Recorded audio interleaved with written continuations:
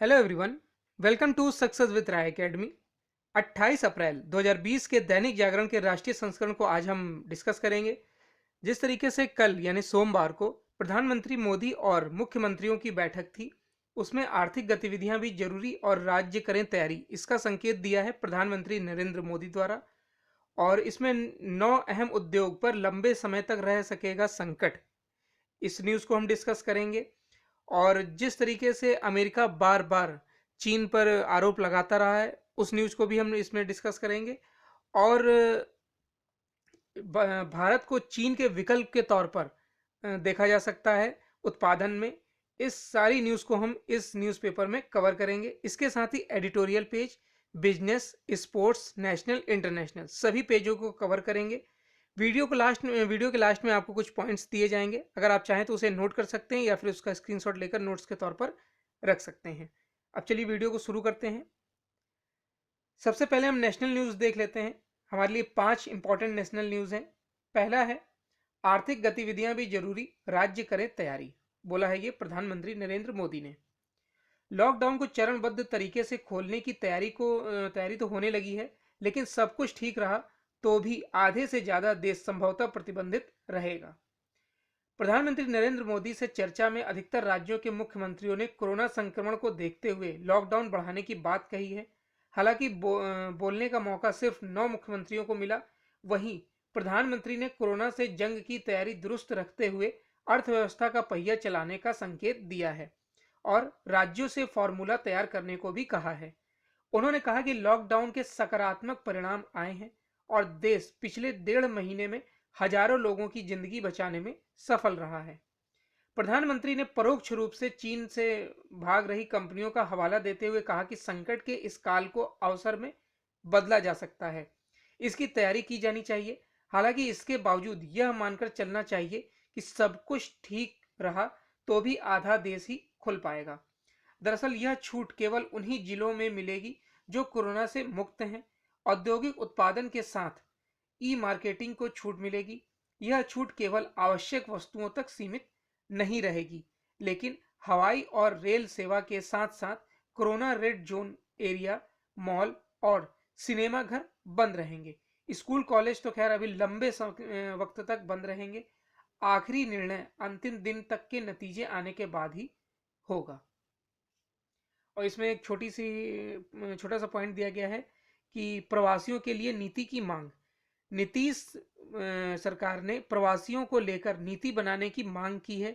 जिस तरह कुछ राज्य सरकारें अपने लोगों के साथ साथ राजस्थान के कोटा से अपने प्रदेश के बच्चों को लेकर जा रही, उसके बाद से नीतीश पर भी दबाव बन रहा है। नेक्स्ट न्यूज है, म्यूचुअल फंड्स को 50,000 करोड़ का इंतजाम। फ्रैंकलिन टेम्पल्टन की 6 डेट म्यूचुअल फंड योजनाओं के बंद होने को लेकर सरकार से लेकर सभी नियामक एजेंसियां तक चिंतित हैं। यह संकट आगे कहीं और भी म्यूचुअल फंड कंपनियों को अपने जद में ना ले ले, इसे रोकने की व्यवस्था शुरू कर दी गई है। सबसे पहले भारतीय रिजर्व बैंक यानी आरबीआई ने सोमवार को 50,000 करोड़ रुपए का इंतजाम देश के म्यूचुअल फंड कंपनियों के लिए किया है। बैंक इस फंड का इस्तेमाल म्यूचुअल फंड कंपनियों को आसानी से कर्ज के लिए कर सकते हैं। यह 3 महीनों तक के लिए खुला रहेगा। उधर वित्त मंत्रालय और बाजार नियामक सेबी भी पूरे हालात पर नजर रखे हुए हैं, ताकि अगर ज्यादा निवेश फंड में निवेशित राशि निकालने के मामले सामने आए तो बाजार के लिए बहुत ही चिंताजनक स्थिति पैदा ना हो।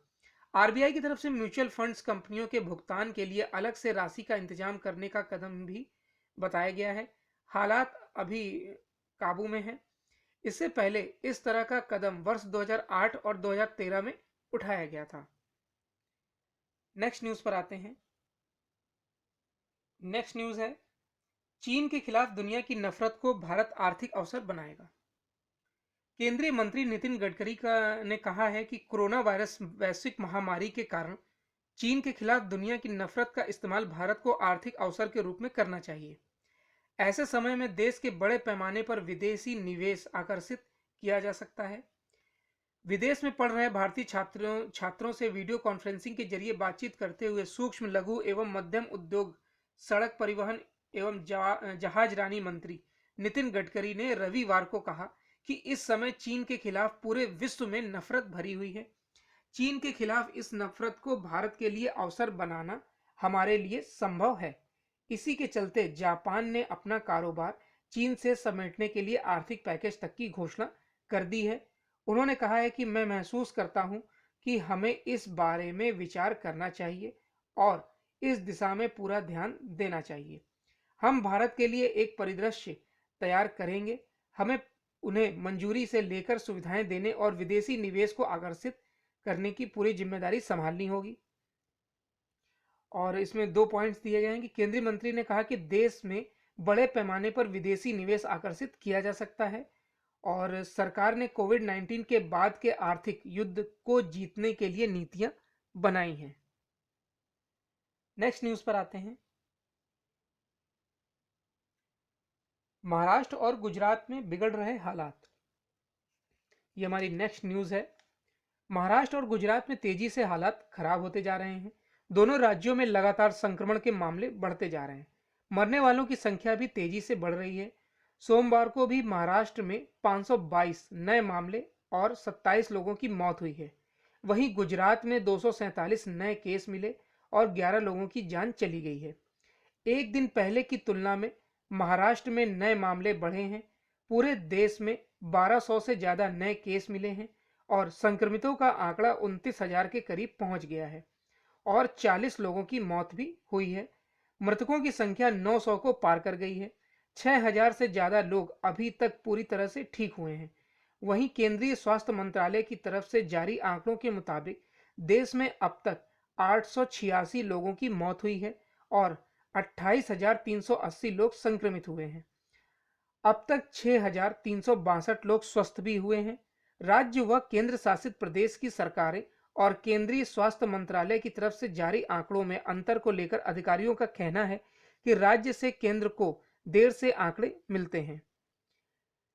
गुजरात के प्रधान सचिव जयंती रवि ने बताया कि राज्य में संक्रमितों का आंकड़ा 3,548 पर पहुंच गया है, जबकि अभी तक 162 लोगों की जान जा चुकी है। सोमवार को 81 मरीजों को अस्पताल से छुट्टी मिली। इनको मिलाकर अब तक 394 लोग पूरी तरह से ठीक हो चुके हैं। तेलंगाना के 33 में से 11 जिले पूरी तरह से कोरोना मुक्त हो गए हैं। 11 में से 3 जिलों में तो अब तक कोई मामला आया ही नहीं है।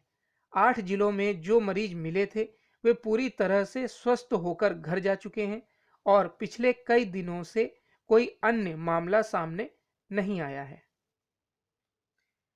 अब नेक्स्ट न्यूज है, अंतरराज्यीय आवाजाही पर नीति बनाए केंद्र। बिहार के मुख्यमंत्री नीतीश कुमार ने कहा है कि लॉकडाउन की स्थिति में इंटर स्टेट मूवमेंट को लेकर सभी राज्यों के लिए केंद्र सरकार एक नीति बनाए। कई राज्यों द्वारा लॉकडाउन का उल्लंघन कर बिहार में मजदूरों को भेजा गया, यह उचित नहीं है।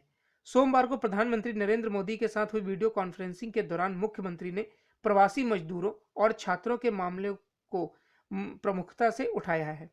इधर कई राज्यों द्वारा बिहार सरकार पर बिहार के प्रवासी मजदूरों को वापस भेजे जाने का दबाव बनाया जा रहा है।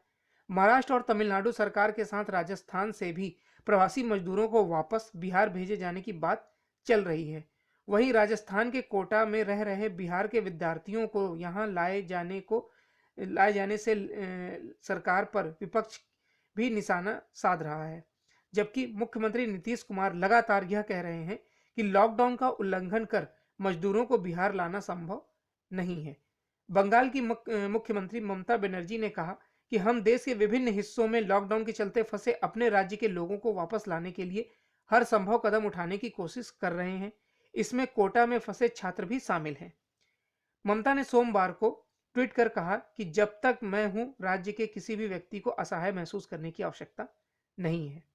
देश में कोरोना के बढ़ते मामलों के बीच पूर्वोत्तर से अच्छी खबर आई है। पूर्वोत्तर के 8 में से 5 राज्य कोरोना मुक्त हो गए हैं। बाकी के 3 राज्यों में भी हाल फिलहाल नए मामले नहीं मिले हैं। तो ये आज की नेशनल न्यूज थी हमारे लिए इंपॉर्टेंट। अब नेक्स्ट पेज पर आते हैं। नेक्स्ट पेज है इंटरनेशनल पेज। इंटरनेशनल पेज में हमारे लिए 2 इंपॉर्टेंट न्यूज हैं। पहली न्यूज है, कोरोना संक्रमितों का आंकड़ा दुनिया भर में 30 लाख के पार। दुनिया भर में कोरोना वायरस से संक्रमित लोगों का आंकड़ा सोमवार को 30 लाख को पार कर गया। अकेले अमेरिका में सबसे ज्यादा करीब 10 लाख संक्रमित हैं।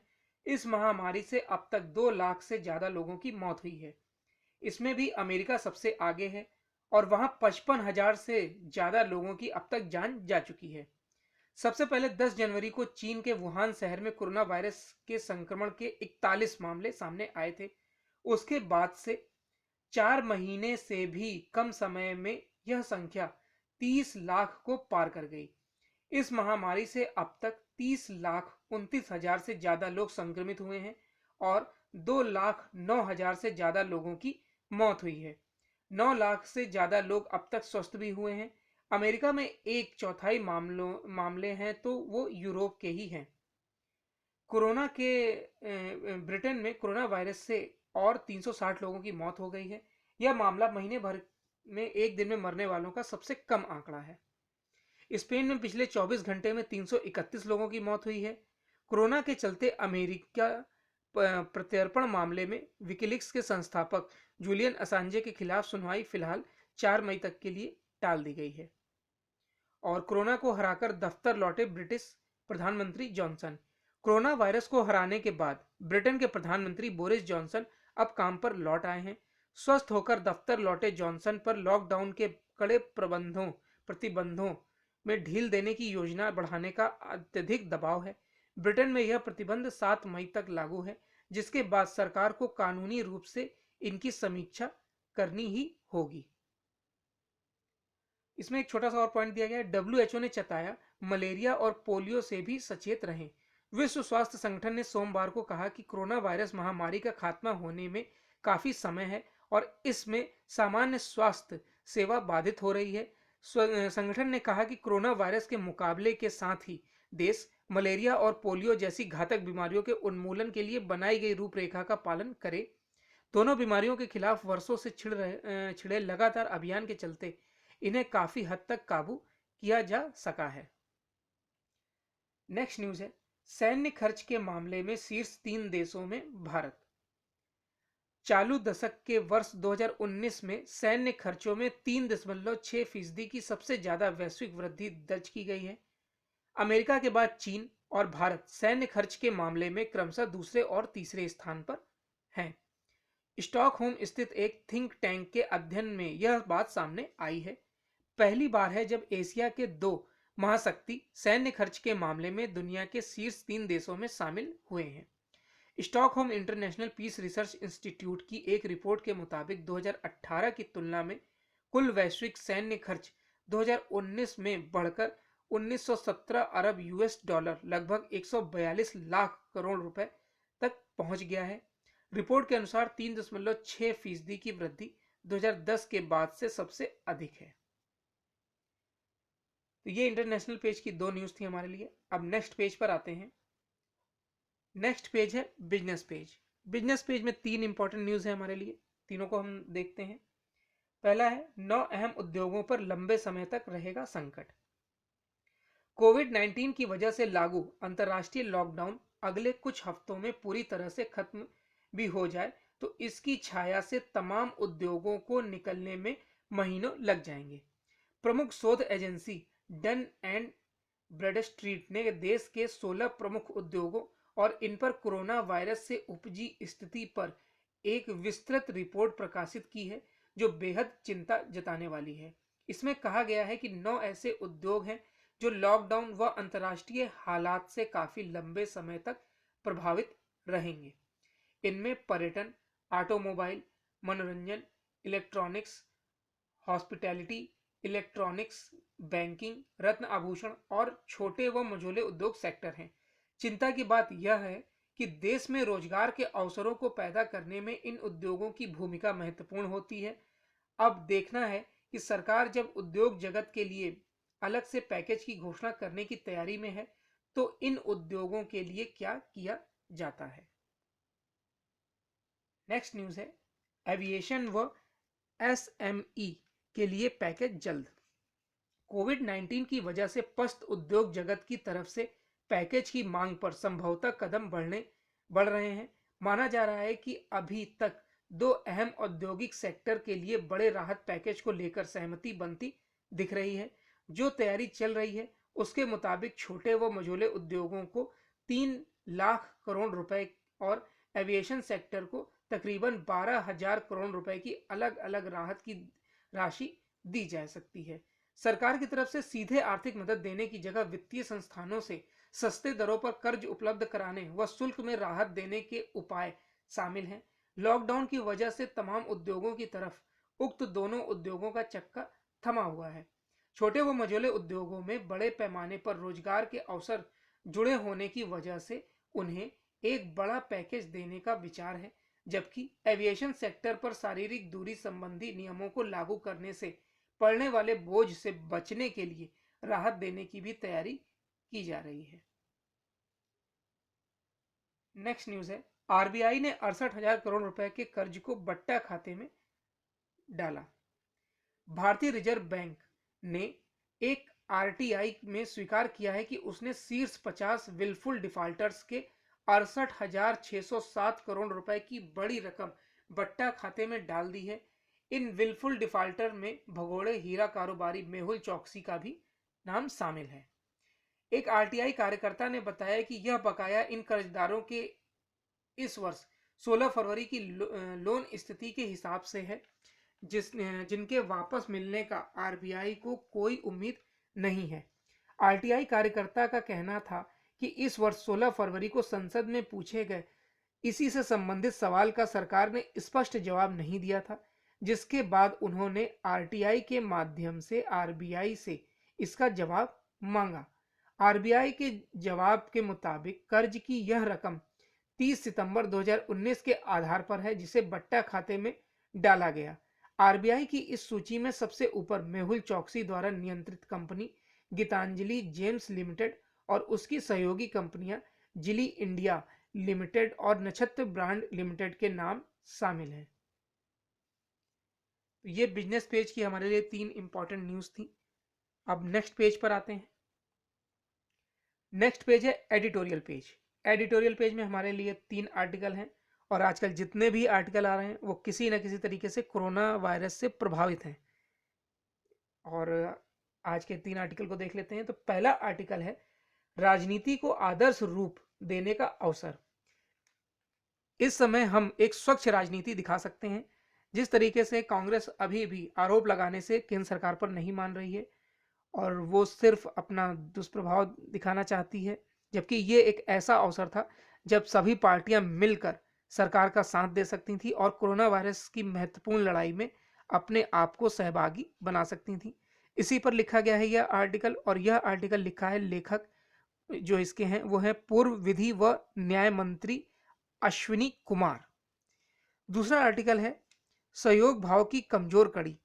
देखिए, जो इस कल मीटिंग हुई थी प्रधानमंत्री की और मुख्यमंत्रियों की, उसमें भी एकजुटता नहीं दिखी, यानी कि राज्यों द्वारा प्रधानमंत्री को सहयोग नहीं दिखाया गया। तो एक ये कमजोर कड़ी माना जा सकता है भारत के लिए। तो इसी पर लिखा गया है यह आर्टिकल, और यह आर्टिकल लिखा है लोकसभा सदस्य एवं भाजपा के राष्ट्रीय प्रवक्ता राजीव प्रताप रूडी द्वारा। तीसरा आर्टिकल है, राहत की उम्मीद। जिस तरीके से फिलहाल के आंकड़े आ रहे हैं उसमें, और जिस तरीके से व्यापार को उद्योगों को चलाने की बात हो रही है, वो एक राहत की उम्मीद है। और दोगुने होने की जो रफ्तार थी मरीजों की, वो भी कम हुई है। तो ये सब एक राहत की उम्मीद है। इसी पर लिखा गया है यह तीसरा आर्टिकल। तो हम सबसे पहले अपना पहला आर्टिकल देख लेते हैं। पहला आर्टिकल है, राजनीति को आदर्श रूप देने का अवसर। देश में राष्ट्रव्यापी लॉकडाउन जारी है। इसके जल्द खत्म होने की संभावना कम है। इसने राष्ट्रीय स्तर पर बेचैनी बढ़ाने का काम किया है, साथ ही राजनीतिक विमर्श में हलचल भी बढ़ा दी है। इस बीच पैदल ही अपने घरों की ओर लौटे हजारों मजदूरों की तस्वीरें भी देखने को मिली हैं। उनके साथ महिलाएं और छोटे बच्चे भी देखे गए हैं। खाने पीने और स्वास्थ्य सुविधाओं के पर्याप्त इंतजाम के बिना उनकी दुर्दशा के अलावा सूरत और मुंबई जैसे शहरों में विरोध प्रदर्शन ने यही दर्शाया है कि इन हालात से निपटने में सरकार की तैयारी कैसी रही है। महामारी राजनीति के पराभव और सुशासन पर लोकतांत्रिक विमर्श की कसौटी को मापने का आधार नहीं है, वास्तव में यह तो प्रधानमंत्री का दायित्व है कि वह सभी स्वरों को साध कर, भले ही उनमें कुछ विरोधी ही क्यों ना हो, एक राष्ट्रीय सर्वानुमति बनाने का प्रयास करें, जो इस अप्रत्याशित चुनौती के लिए आवश्यक है।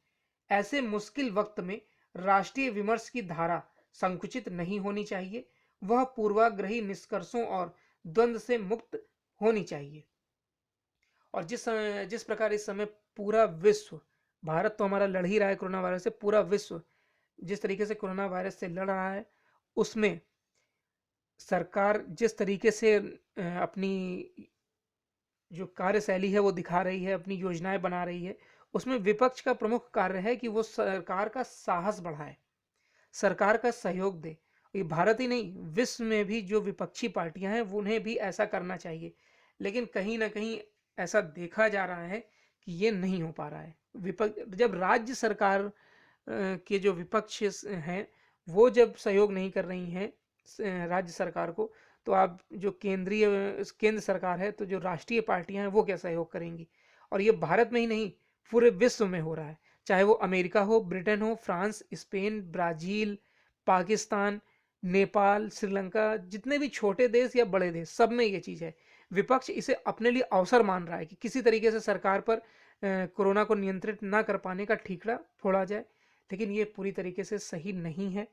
सरकार जितने भी प्रयास कर रही है वो उचित है। हाँ, कुछ कमियां हो सकती हैं, लेकिन सरकार अब उसे भी दूर करने की कोशिश कर रही है। फिलहाल सरकार ने जीडीपी के महज 0.8% के बराबर राहत पैकेज का ऐलान किया है, जिसे निश्चित रूप से बढ़ाया जाना चाहिए। चूंकि संविधान की प्रस्तावना में ही राज्य ने बंधुता के प्रति प्रतिबद्धता दिखाई है, तो वंचित वर्गों के लिए राज्य की संवेदनाओं का कोई सौदेबाजी नहीं हो सकती है। आज बड़ा सवाल यही है कि हमारी राजनीति का स्वरूप कैसा होना चाहिए और हम कैसे उसकी सीमा निर्धारित करें। चूंकि राजनीति एक विशिष्ट भाषा की भांति होती है, इसलिए हमें पेचीदा प्राथमिकताओं और विदित गतिविधियों को लेकर ईमानदार स्वीकृति के साथ शुरुआत करनी चाहिए। हमें सार्वजनिक स्वास्थ्य, स्वस्थ शोध और अपर्याप्त स्वास्थ्य बुनियादी ढांचे के लिए अत्यंत न्यून वित्तीय आवंटन की बात स्वीकारनी चाहिए। यह कमजोर मानवीय संवेदनाओं का ही सूचक है। भविष्य की पीढ़ियां ही यह देख पाएंगी कि हम इन चुनौतियों से कैसे निपटे।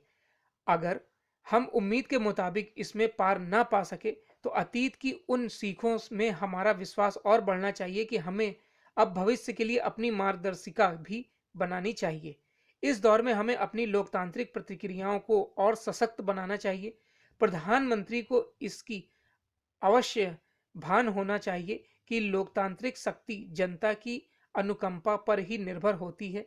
फिलहाल तो हम संतुष्टि के साथ ही कह सकते हैं कि मौजूदा संकट में जहां जीवन और जीविका के बीच में भी संघर्ष छिड़ा है, उसे उससे उबरने में देश के मुख्य कार्यकारी से राजनीतिक बिरादरी और राज्य सरकारों को कदम जो है वो काफी सुरक्षा से बढ़ाने होंगे।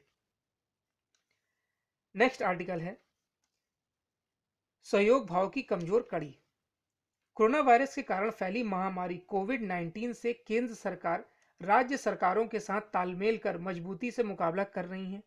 केरल में कोविड-19 का सबसे पहला मामला मिला था, लेकिन आज वह कामयाबी की कतार में दिख रहा है। 20 अप्रैल को लॉकडाउन में कुछ आर्थिक गतिविधियों को शुरू करने के केंद्र सरकार के दिशा निर्देशों को न समझ पाने के कारण केरल के अधिकारियों ने कुछ अतिरिक्त ढील दे दी थी, जिस पर केंद्र ने पुनः आदेशित किया, तो उसे भूल को सुधारने में देर नहीं लगी।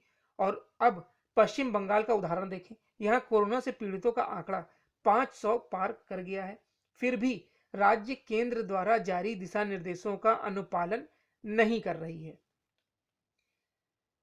संघीय ढांचे के तहत केंद्र सरकार राज्य सरकार की इकाइयों को संचालित नहीं कर सकती है।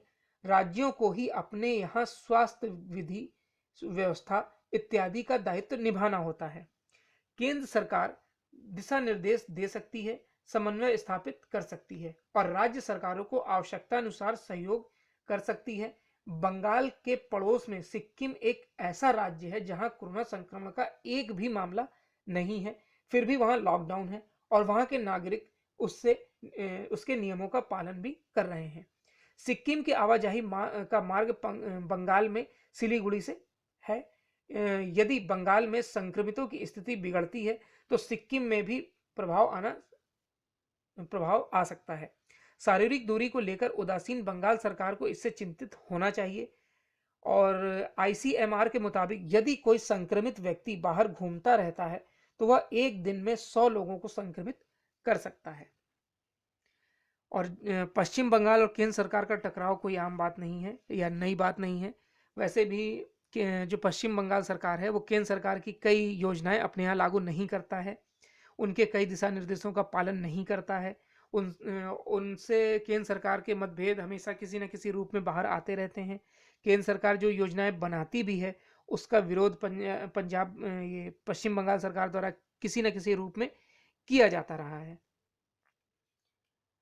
आज जब चिकित्सा व्यवस्था में सक्षम माने जाने वाले अमेरिका, इटली, स्पेन, ब्रिटेन आदि भी महामारी का सामना नहीं कर पा रहे हैं, तब पश्चिम बंगाल सरकार का गैर जिम्मेदाराना रवैया चिंताजनक है।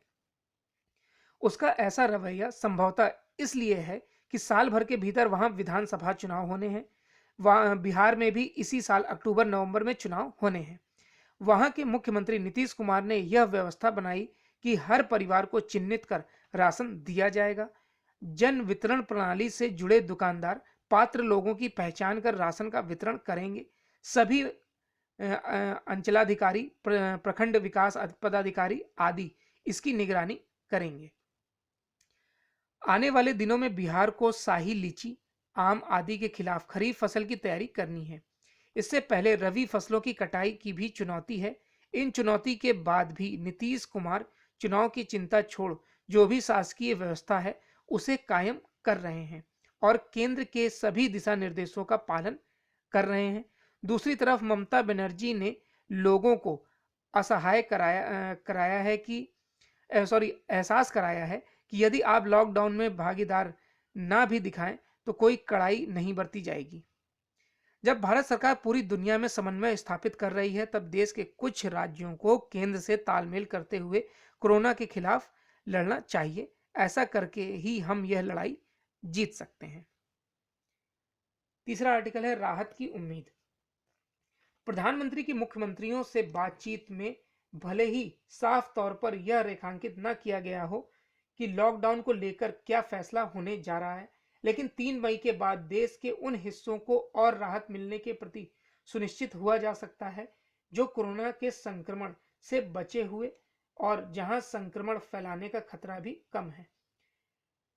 यह भी करीब करीब स्पष्ट है कि कारोबारी गतिविधियों को और गति देने के भी कुछ उपाय किए जाएंगे।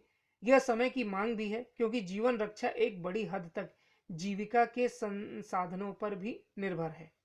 इस पर आश्चर्य नहीं किया जाए जहां कई राज्य लॉकडाउन की समय सीमा बढ़ाने के पक्ष में दिखे, वहीं कई इस मत में रहे कि इस बारे में केंद्र सरकार जो भी फैसला लेगी वह उन्हें मान्य होगा। एक तो संकट के समय ऐसा ही होना चाहिए और दूसरे संघीय व्यवस्था इसी की मांग भी करती है। इस समय यह आवश्यक ही नहीं अनिवार्य है कि केंद्र और राज्य ज्यादा से ज्यादा फैसले मिलकर करें और उन सब पर अमल केंद्र सरकार की ओर से जारी दिशा निर्देशों के अनुरूप हो। यहाँ वहां फंसे हुए लोगों को उनके घर पर पहुंचाने, रास्ते में रुके कामगारों को राहत देने आदि के मामले में राज्य सरकारें अपने अपने हिसाब से फैसले लेती दिखेगी तो इससे दूसरे राज्यों पर अनावश्यक दबाव ही बनेगा। राष्ट्रव्यापी संकट से अपने अपने तरीके से निपटने की नीति सही नहीं है। तो ये एडिटोरियल पेज के 3 आर्टिकल थे। अब नेक्स्ट पेज पर आते हैं। नेक्स्ट पेज है हमारा स्पोर्ट्स पेज। स्पोर्ट्स पेज में हमारे लिए एक न्यूज है। ऑस्ट्रेलिया से शुरू होगा फार्मूला 1 सत्र, फ्रेंच ग्रैंड प्रिक्स हुई रद्द। फार्मूला 1 के अध्यक्ष चेज कैरी ने सोमवार को कहा कि कोविड-19 से प्रभावित 2020 का सत्र 5 जुलाई को ऑस्ट्रेलिया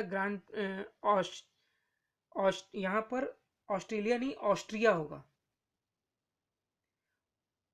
ऑस्ट्रिया ग्रांड प्रिक्स से शुरू होगा।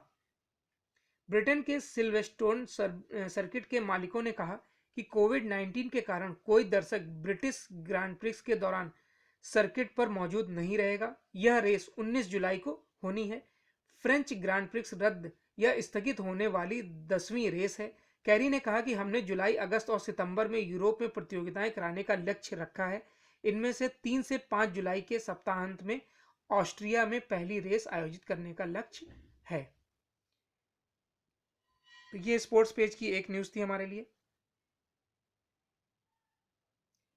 अब आज के पॉइंट्स देख लेते हैं। पहला पॉइंट है आर्थिक गतिविधियां भी जरूरी, राज्य करें तैयारी। ये बोला है प्रधानमंत्री ने। म्यूचुअल फंड्स को 50,000 करोड़ का इंतजाम। चीन के खिलाफ दुनिया की नफरत को भारत आर्थिक अवसर बनाएगा। दुनिया भर में संक्रमितों का आंकड़ा 30 लाख के पार पहुंच गया है। सैन्य खर्च के मामले में शीर्ष 3 देशों में भारत, पहले पर अमेरिका और दूसरे पर चीन है। भारत में कोरोना से ठीक होने वाले मरीजों की दर बेहतर है। और लास्ट पॉइंट है आरबीआई ने 68,000 करोड़ के कर्ज को बट्टा खाते में डाला है। तो ये आज के पॉइंट्स थे और ये आज का पेपर यानी दैनिक जागरण का 28 अप्रैल का राष्ट्रीय संस्करण था। आई होप आपको वीडियो अच्छा लगा होगा। अगर आपको वीडियो अच्छा लगा हो तो लाइक और शेयर कर दीजिएगा। वीडियो देखने के लिए धन्यवाद।